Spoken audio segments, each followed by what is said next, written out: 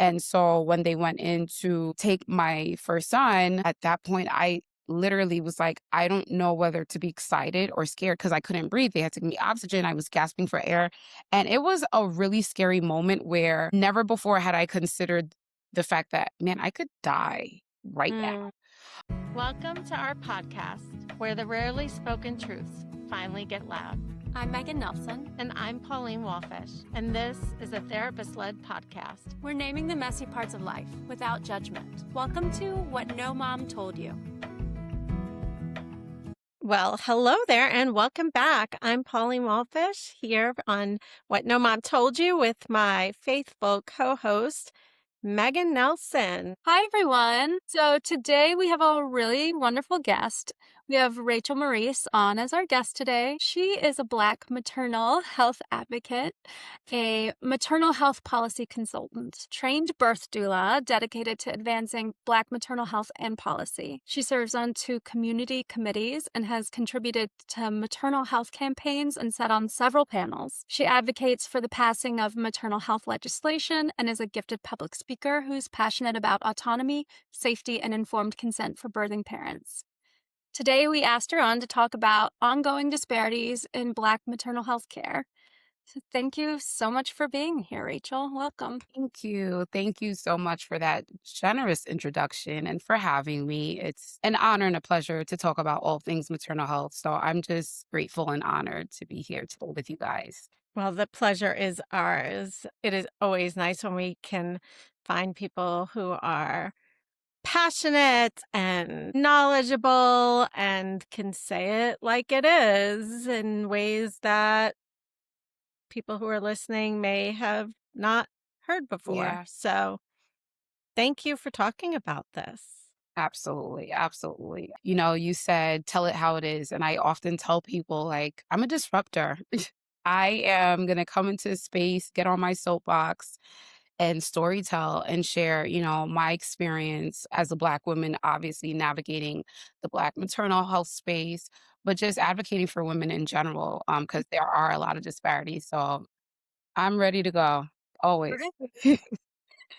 So, storytelling. Let's get into what drew you to this field. I'm assuming Yeah. mothering, Yeah. becoming part of that community. But what really drew you into this work? Gosh, I mean, I am a wife and a mother of 3 awesome high energy boys. We're all boy moms All boy here. moms. Okay, my tribe. Look at my village. Yeah. So I've always been passionate in motherhood about just health and wellness. My first pregnancy was pretty textbook. My labor and delivery was atrocious. I developed high fever. After 13 hours of labor, it got to the point where my provider at the time was like, if we don't take her into the OR, she's going to die. I think at its height, it was like 105 fever. And so when they went in to take my first son, I remember my husband saying to me, like, at that point, I literally was like, I don't know whether to be excited or scared because I couldn't breathe. They had to give me oxygen. I was gasping for air. And it was a really scary moment where never before had I considered the fact that, man, I could die right now. And that trauma stayed with me. It took me a really, really long time to even acknowledge that I had birth trauma. And fast forward, I got pregnant again and elective C-section, once a C-section, always a C-section. My provider was not really willing to discuss any alternative options. He pretty much said, you're probably one of those women who would have died in childbirth. And words have power. And to hear someone say something like that to you is so crippling. But again, trusted my provider implicitly. I'm like, okay, well, I guess, my body failed me and I'm not able to have a vaginal birth. And so I went on with that. And that just compounded onto that birth trauma and shame. And then at the time I was working in a hospital setting, I decided to leave to take care of my little ones, but to pursue my master's degree, which is in health administration. I focused my capstone assignment on Black women and C-section rates. And that unlocked a whole new world for me. I was exposed to so much research and data and statistic and knowledge and things that I could relate to personally that were used against me. And I'm like, oh, this actually isn't true, or this could have been different. And so that kind of ignited this spark. Like, how can I speak to other, how can I share this? Because at the time that I had my first two, I didn't have any peers. None of my friends had experienced a C-section yet. So I did feel kind of like alienated in that experience. Didn't Mm. know to join like a mommy group or club or anything of that nature. Didn't seek out therapy. And Right, you don't so, know what you don't know. right, you don't know what you don't know. And so, I just kind of was finding ways to like affirm myself in motherhood without really making it about, you always gaslight yourself like, oh, I'm being sensitive. It's not a big deal. But it was a big deal because there were a lot of things that were done to me and my body that I was not informed about or that I did not have a part in the decision making. And so after getting my master's, which happened at the top of the pandemic in 2020, the next year, top of the year, I get pregnant with my third son. And I'm like, okay, here we go. I can't unknow what I know. All hands on deck. I'm telling my husband, I might sound crazy, but I desire to have a VBAC, which for those who don't know is a vaginal birth after C-section. And I knew that everything was stacked against me. At the time, I was at advanced maternal age. I was over the age of 35. Mm. Black woman. I had a fibroid. I had 2 C-sections. There is absolutely no way that I should have been able to navigate that. And I had so many people tell me, no, no, no, no, no. No, no, no, no, no. But between my faith and the fact that I had such a great support system behind me, I just trusted that my body was capable. I equipped myself with a doula. I did the education. I did the research. And after changing my provider 2 more times after that first provider, I was able to successfully have my VBAC. I had a great postpartum period in terms of being in the moment and being present, which was something I didn't get to experience with my first two. I was wheeled away into recovery. My babies went somewhere else. There was a disconnect. And I had made a promise that if I was able to successfully do this, that I was going to find all the spaces that would allow me to support others. And Mm. so I entered into maternal health in that way, saying, I have to support other moms. I have to be able to be, a cheerleader for someone who's being told, no, you cannot, and not for the right reasons, right? And my doula was also like, we need you in the space. I need you to go and become a doula. And I'm like, okay, you know what? I'll think about it. And so I did. And it's been a beautiful journey since there. So many things have come from that. And advocacy work goes hand in hand. They're like 2 sides of the coin. So it's like I get to support the mommies in real time and this sacred space, but I get to open my big mouth and scream from the rooftops that this is not right. So, yeah. Man, it's like this experience that unlocks a sense of purpose, and you wouldn't necessarily have chosen that experience, but where it leads you is pretty incredible. I tell people I found my voice through motherhood. I was always a very compliant, docile, yes, whatever my doctor said. I never thought it was appropriate to question certain things, even when they didn't feel right in my gut. So for me, with my third son, I truly was able to establish my autonomy, but it grew me as a woman. Like, your Yeah. provider works for you. Your doula works for you. You are paying for this service. Your insurance covers this service. There's no reason why you should not feel comfortable to formulate questions to ask your provider. There's nothing wrong with an ask. There's nothing wrong with, hey, I read something. What are your thoughts on this? How can we incorporate this in my care? And something as simple as doing that once snowballs into being able to do it twice. And next thing you know, you feel completely confident, comfortable, and grounded in your experience, which in conversation with so many women, I find that that's really the issue is that they didn't know they could ask. They were scared. They felt like it wasn't right, culturally even, that's just not something we do. Yeah, So, I yeah, was just gonna ask you because you said it was your 3rd child where you really, like, learned that you could ask questions and you didn't have to just take everything that they said, and so you had to learn that through experience. absolutely. Where do you think you learned that or that you have to listen to the doctor, that the doctor knows it best or No, everything? absolutely. I think a lot of it is systemic, historical, cultural. I'm a first generation Haitian American. My parents were not born here. And I think even navigating some of the conversations with like my mom and my grandmother at the time, it was just very like, you can't do anything that doesn't involve like a hospital setting. What is a doula? Like, what do you mean? And the funny thing is, they had a lot of holistic approaches in their maternal experiences. Well, more so for my grandmother who had all her children in Haiti. And yet the value wasn't the same. It's like, no, we are in America. You have access to this. I didn't have like that makes that better, right? And so two things can be true.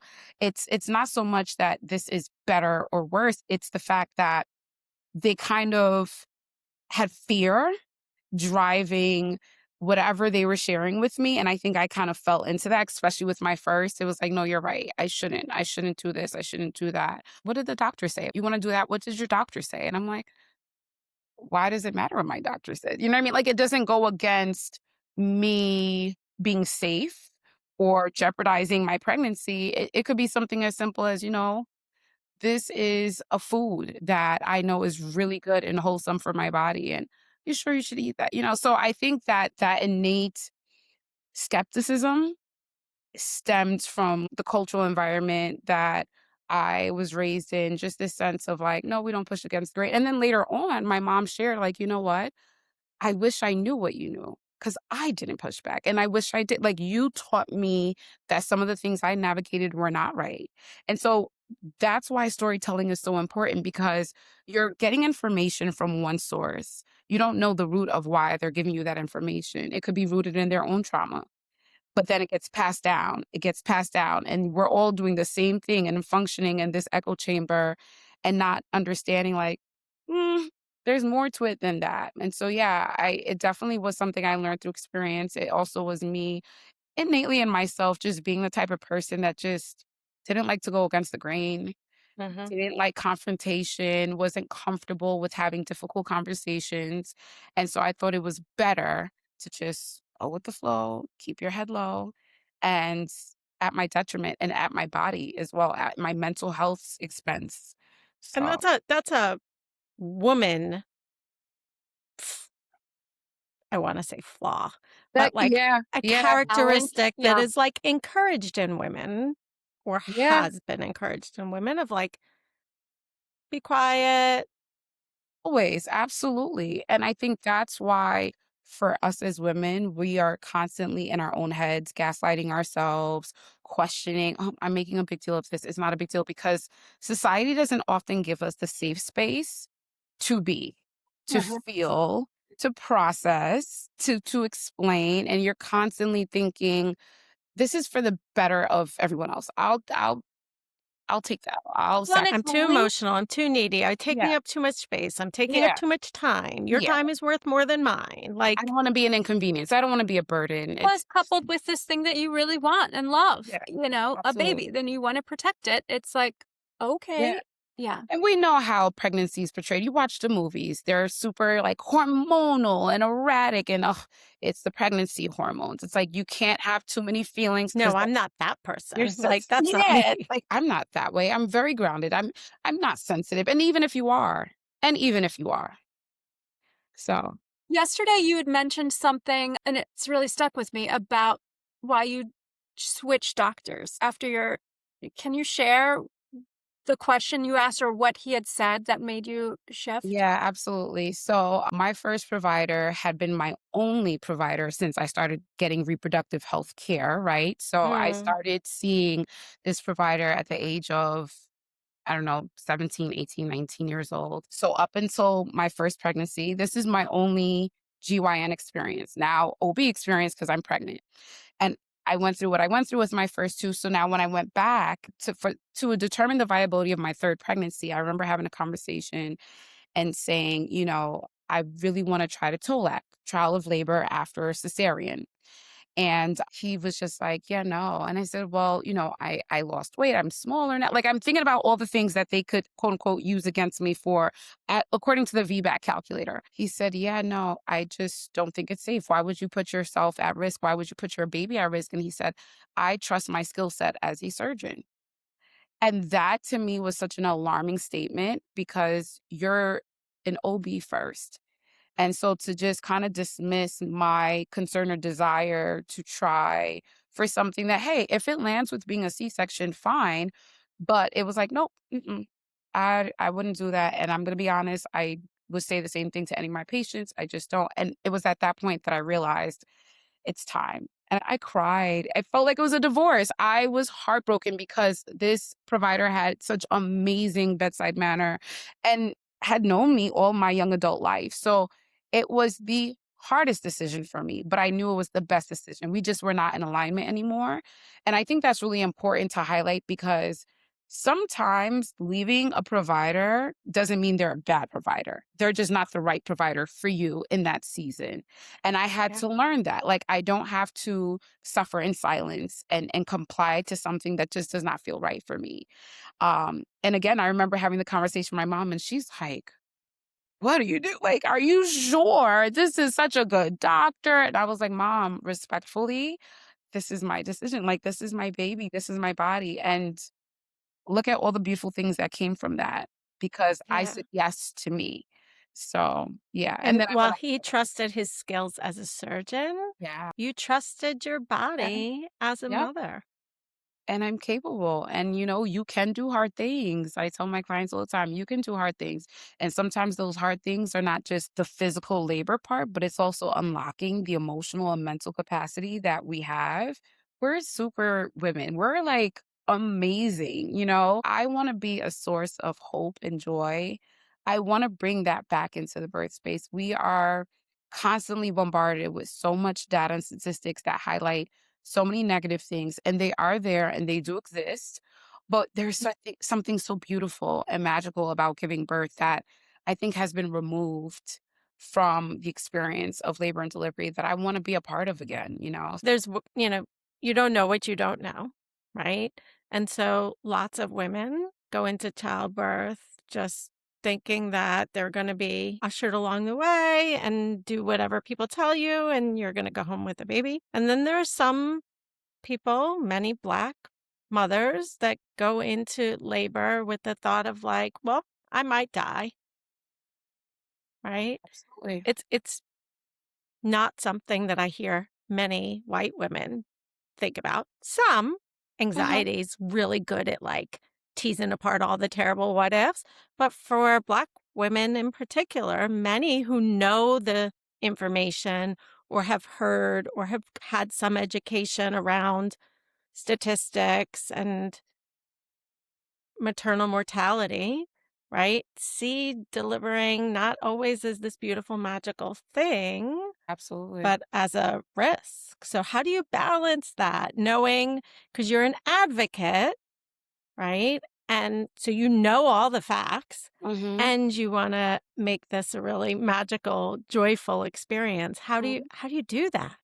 It's a lot of coaching. And can I tell you, one of the first things I do when I do like my intake with a potential client is to discuss all the things, whether it's their first pregnancy or a follow up. If they even had a previous pregnancy and delivery experience, do they feel like they're holding on to something from that? What did it feel like to be in their body postpartum? What kind of support did they have? And I kind of like to work backwards. So it's like, okay, baby is here. What do you feel? What does that look like for you? Do you feel safe? We need to establish safety. Can we control everything? No, we cannot. We ultimately do not know what the outcome is going to be, but we're going to prepare in the best way. And it is my pledge and my oath to do everything I can to be the eyes and ears, the boots on ground, and support you and your partner in the best way I can. Because I think that a lot of the fear is rooted in not having the education.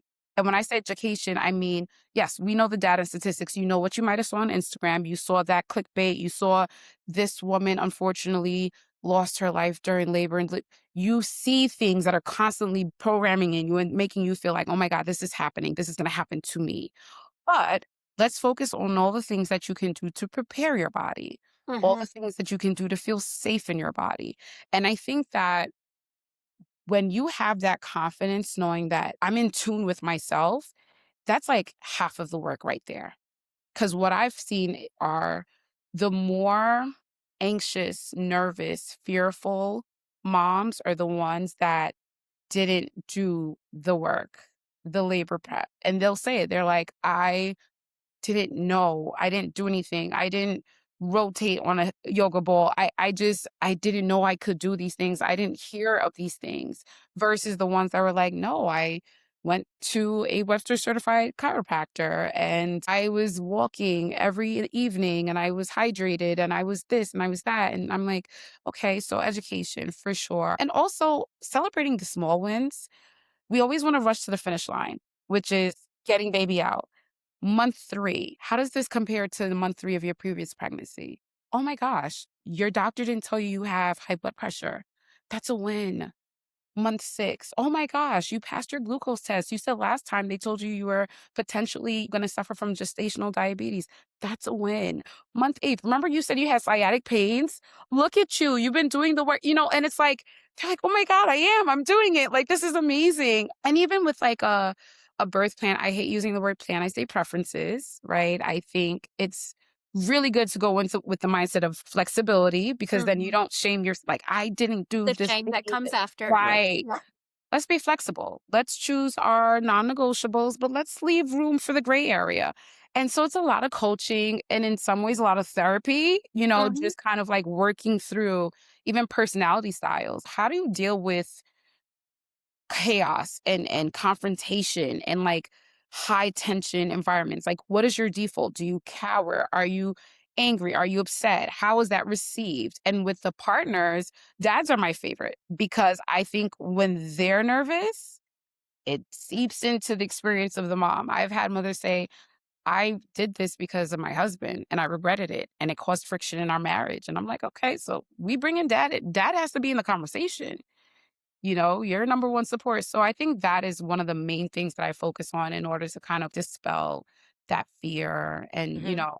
anxiety and bring the joy back in and just do the things, nest, go shopping, get an outfit, feel good in yourself. Like we have to have balance, in all the things.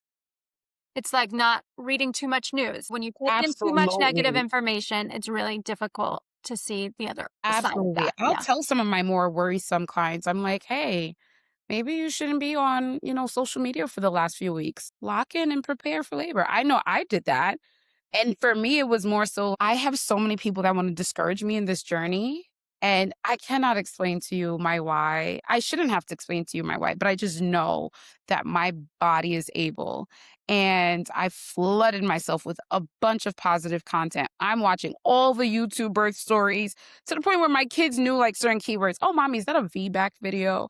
Oh, mommy, did she get induced? And I'm like, people are gonna be like, what's happening in your household? But I was just constantly, just flooding myself with a lot of positive birth experiences. And I'm like, yeah, I can do this. You Well, know, you believed it. I did. And to your point, Pauline, obviously I'm a Black woman. I drew a lot of my inspiration from white women because I said there is something so magical about the fact that your privilege affords you this comfort to say, no, I don't want to do this. Where I just would never. I'm like, oh my God, babe, did you see that? She changed the provider at 36 weeks. I'm like, I could do that too. Why not? And so I really felt like, as a woman, there is so much power and beauty in saying, yeah, we all deserve this safe space, which is maternal health. And for us to win collectively, there has to be like this unity in that space. There has to be this understanding that my experience should absolutely look like yours.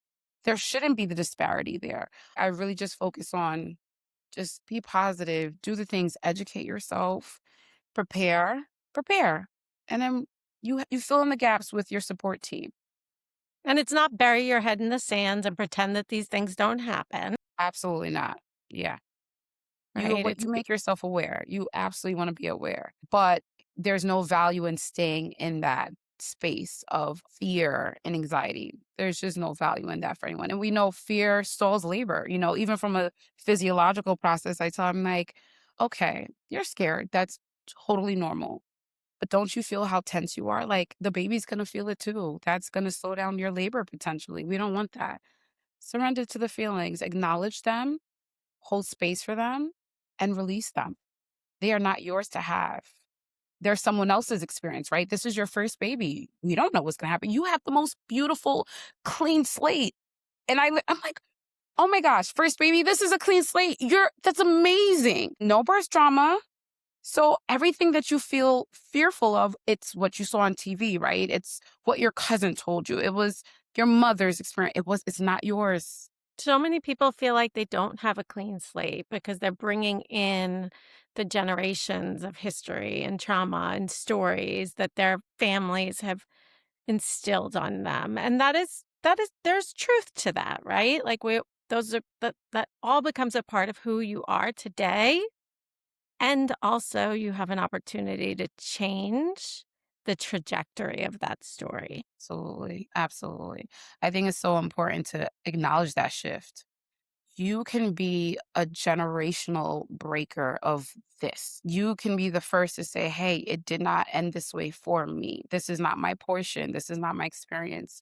There's, again, so much power in that, because even for you with numerous pregnancies, one is not the same as the next, each one of them is unique.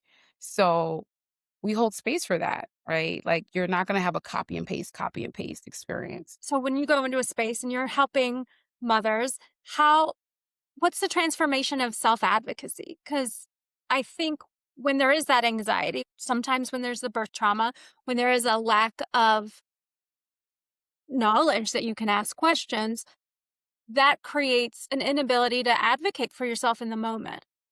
Absolutely. What do you do with when you're seeing clients or in the field in general to really build up that muscle of self-advocacy? A lot of role play. And I don't make it easy either. I'm like, hey, I'm your doctor. And I said no. And I said no. Push back. Because maybe your doctor is not going to be that difficult, but maybe they are. If you have a doctor who is absolutely like, nope, nope, nope, don't care. I'm not sure what the new research shows, but I don't do that in my practice. What are you going to do? And sometimes they're like fishing to start arguing. I said, but guess what? You don't have to stay here.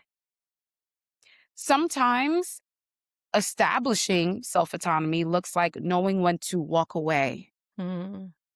So Not hard. everything is supposed to be a fight, right? And again, that's not even our first thought process. No. Sometimes we're like, no, we're in the trenches. We have to just, trudge through. And it's like, no, no, no, no, no. You deserve softness. And so if you're in a difficult situation where a provider is just really not agreeable and that research, evidence based studies are showing there's validity to some of the things that you want to do or not do, find a provider that supports you, find a hospital that supports you. So I start there. I'm always going to say, well, what is your provider like? Are they willing to have the conversations? Because that kind of sets the tone for what your labor and delivery is going to look like too. It's not in the delivery room that you want to start going against the grain and, hey, I don't want an epidural. Hey, I don't want this IV line. It starts during your prenatal visits and the signs are there. Everything you need to know is there. Yeah. And listening to your gut and trusting yourself. I've had so many moms have like experiences where they ask about VBAC and they're told just Yeah. no.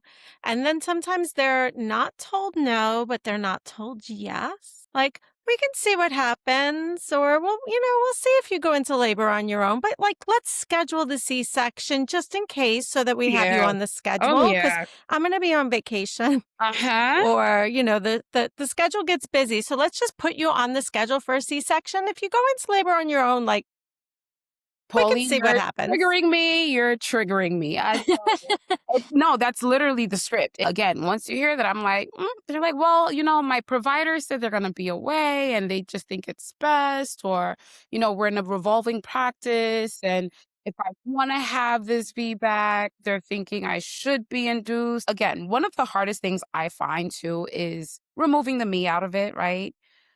I have to trust that I've equipped you with all the things you need to do to make the best decision for you. But I have yet to meet a client who made a decision that was rooted in the convenience of a provider that didn't regret it. I have yet.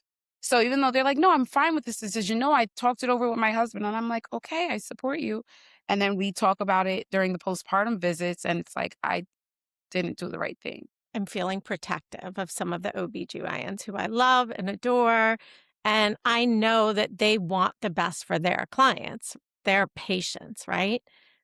And, it goes back to the policy and the legislation and the advocacy, because it's not the physicians that are the problem, it's the systems that are Absolutely. set up and the way that healthcare and corporate healthcare.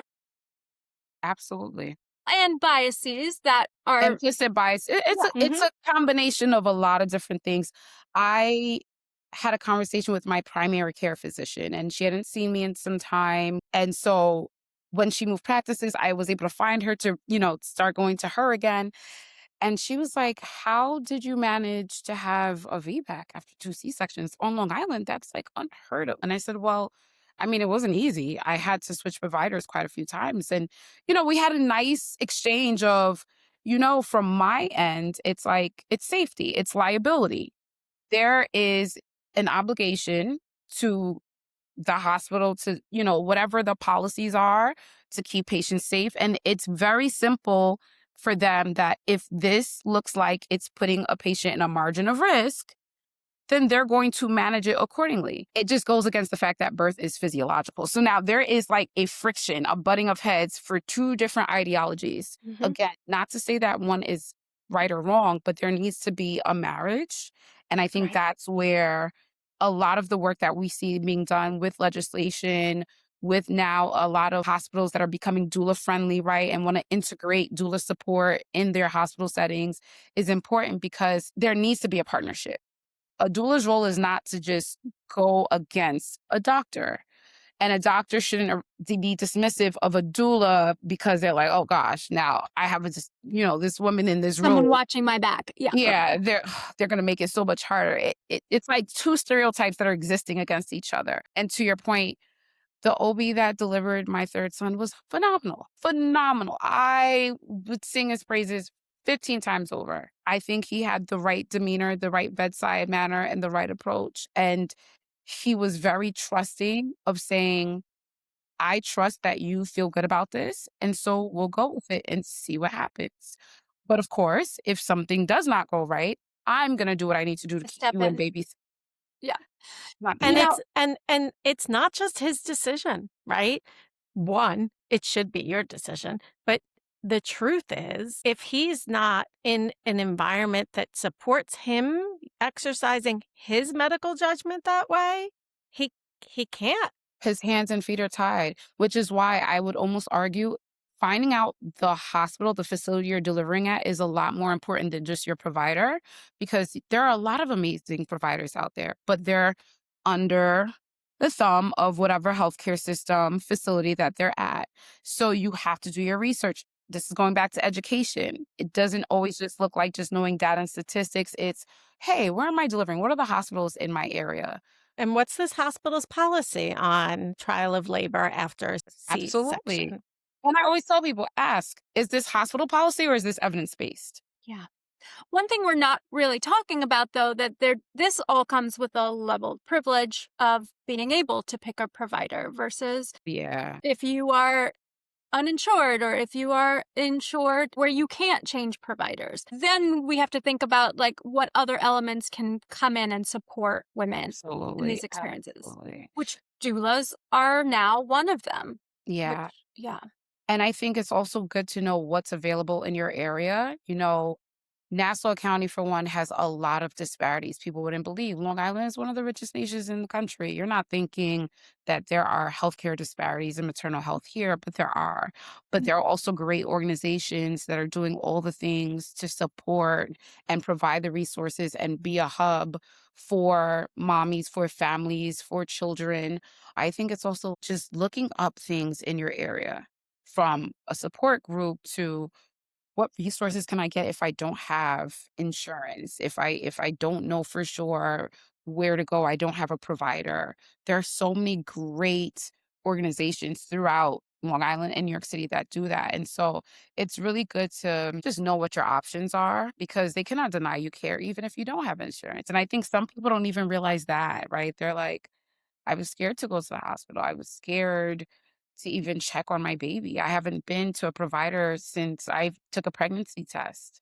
And so we want to just remove the stigma of fear and saying that because you don't have this, that means that you deserve less.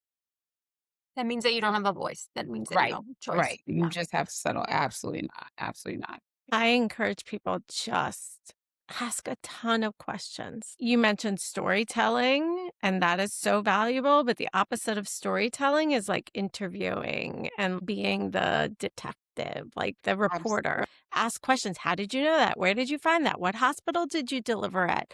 What was that like? Were you allowed visitors? Who was able to come visit you? Is there a Yeah. separate chair? Where did they sit? Yeah. How many nurses did you have? That is so key. Go visit the labor and delivery unit. Go talk to the nurses. Are you here in the evening? Actually like your energy. Are you here in the mornings? What is it like? What is the team like? Ask all the questions. This is your time. And even that helps to build up your autonomy because you're asking questions when you're not in a flight or fight mode. That builds you up to be able to do it more effortlessly. All the things. I remember when I had to take my glucose test, I had read somewhere about alternative ways. I never did well with the glucola. I mean, most women are like, ugh, I felt disgusting and made me nauseous. I was jittery all day. And off of something random, I said, you know what? Let me try. I went into the doctor's office. I'm like, hey, what are your thoughts surrounding taking something else? And they're like, matter of fact, we have a whole list. Here you go. Choose one of these and I'm like, what if I didn't ask? Yeah. There's no harm in asking a question. There really isn't. And so I absolutely agree with you, Pauline. Ask all the things. It's so Yeah. important. I always say, like, don't answer the question for them, like, ask. They might say no, And but that's okay. don't say no for them. Yeah, it's true. Don't say, can't formulate a conversation you didn't have. And we do that a lot. I'm like, Yeah. I'm gonna ask Storytelling, a right? question. What is that Well, story I made up in my mind that because, is, I feel like they're going to say this and then I'm going to be like, no. And then they're going to say that. But did you ask? No. So you just had a whole narrative, a whole play was created in your mind. Didn't ask. So Yeah. yeah, ask the questions for And the sure. opposite of that, I think, comes from families and generations. Cause, like, I can hear so clearly my husband's voice being like, if they wanted you to know, they would have told you. Mm, Like, why are you asking so many questions? Just trust them. They're culturally, doing yeah, what they're supposed to yeah, do. yeah. And I'm Because like, I'm asking questions. Leave me we alone. glorify our providers. And again, this is not a slight on providers. They're amazing. We need healthcare, right? The hospitals exist for a reason, but we have to be very clear that they are also still human. yeah, And some of them are not as experienced as you think. Can you imagine being afraid to question a provider that maybe has been practicing for 3 to 4 years versus your experience as a mother or a woman that you've been your whole life? And this is your third kid, and you're like, oh, I don't want to ask that. No, you should, because you know what? You might be educating your provider. I had to wear kinesiology tape because I had a hernia, an umbilical hernia with my third, and it just got so uncomfortable. I remember during one of my visits, he's like, what is this black tape you have over your belly button? And I was like, oh, it's kinesiology tape. I have a PT friend. They recommended it. It kind of helps to support and just give me that extra comfort. He's like, that's a great idea. I think I'm going to tell my other patients that have similar issues. And I'm like, you're welcome. There's ongoing education. You never stop learning while you're Mhm. here on this earth. There is so much value in exchanging ideas. It does not matter what degrees you have versus what I have. There is value in everyone. And I think we need to get back to that as well. Yeah, for sure. It's that community building. Community building. Yeah. And that's why Megan and I started this, right? So many people come to us like, no, nobody told me. I didn't know that there was kinesiology tape. Like, I didn't know that I could switch my Yeah. doctor at 36 weeks. Yeah. Nobody told me that was possible. Like, we're here to tell you. We're telling you now. We're telling yeah, you now. And this space that you guys have created is so key. It's so important because it's always the same. I didn't know. I wish I would have had this resource. I wish someone would have, and here we are. We're saying, no, we're here. Listen to the Yeah. podcast episode, guys. Yeah. Listen to So, all of what that. is your no mom told you? What's that one thing that you had to learn the hard way? The one thing that I had to learn the hard way is that you absolutely have to make time for yourself. Like it's not going to organically come. And this pertains more so to after my third experience. I thought that because I had already been a mother, I had it in the bag. It was just gonna Mm. be this organic, like, I'm experienced, I know what I'm doing, my mental, emotional, and physical health are all intact, and I'm wiser, I'm older, it's gonna come easy. And what I've realized is it was actually the hardest Mm. because I was not prepared for the load of mothering 3 boys, right? But also how that would disrupt my routine in terms of self-care. And no one's gonna know what you need unless you express your needs. So I had to be 100%. That is intentional. my Yeah. soapbox. I'm like, we need to start asking or stating our Yeah. needs. That was what no one told me, no one said, "Hey, Rach, you're gonna have to say, like, you need this." Like, people, even though they get what you got going on, they know you're busy, they know you're overwhelmed. If you don't say it, if you don't put it out there, it may not get fulfilled, and now you're disappointed. So I had to learn that very early on, like, no, no, I have to be verbal, and I have to establish what I need in this season. And that's why I'm like, "Hey, can we talk about postpartum?" Nah. Yeah. So there, you said it. Yeah. Said the thing that no mom told you. Yes. Rachel, thank you so much for being here today. I feel like we could talk to you for another 3 hours, but we don't have time. But Yes. we would love to Thank have you you for back. doing this work. No, thank you guys for creating this space. It's a partnership. Yeah. It's Thank been a you. pleasure talking to you, and I hope I know that our listeners are going to take something away, one thing that they might do differently. So thank you. You're very welcome. Thank you guys. Bye, everybody. Hey. Thanks for spending this time with us. This is what no mom told you. And yeah, there's more where that came from.